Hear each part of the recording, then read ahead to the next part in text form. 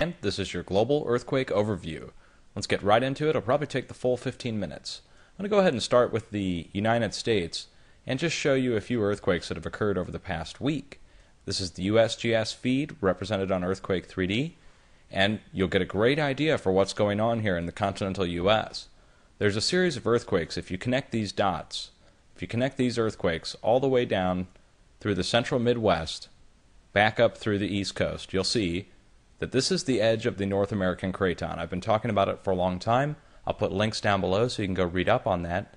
But what this means to me is that the United States is still continuing to see this push from the west, from the Pacific plate, onto the North American plate.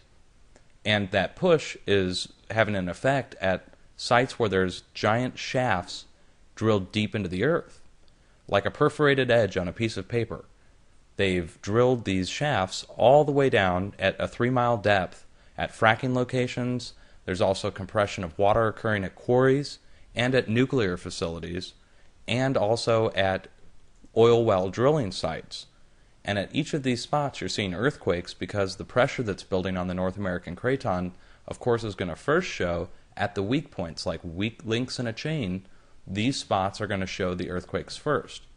Now, I want to give you another shot of this. We're going to turn on the ANSS feed for the last 14 days. But again, you can see it all the way from British Columbia, going right down through Colorado and New Mexico, and over through Oklahoma, Arkansas, and then back up the East Coast.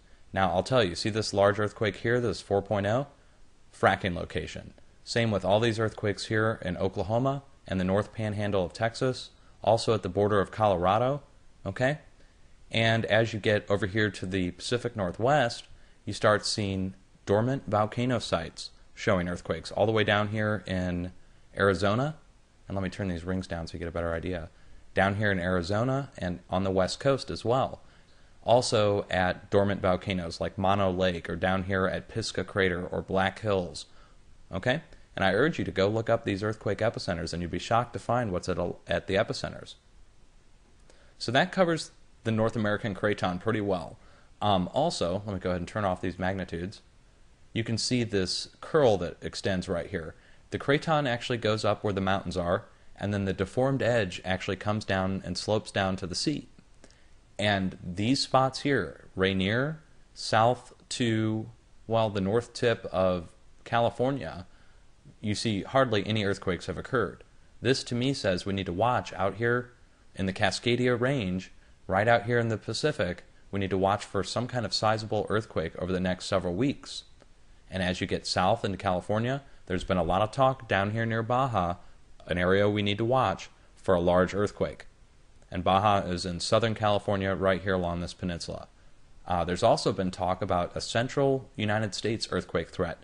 That's by Believers Underground, but he's talking about Wichita, Kansas as an area we need to watch. And that to me does make sense. Anywhere from the New Madrid seismic zone in Missouri all the way west, you're seeing this craton movement. And as the plate's pushed, Laurentia is what it's called. As Laurentia is pushed, you'll see eventually a large earthquake in the center of the United States. It has to happen.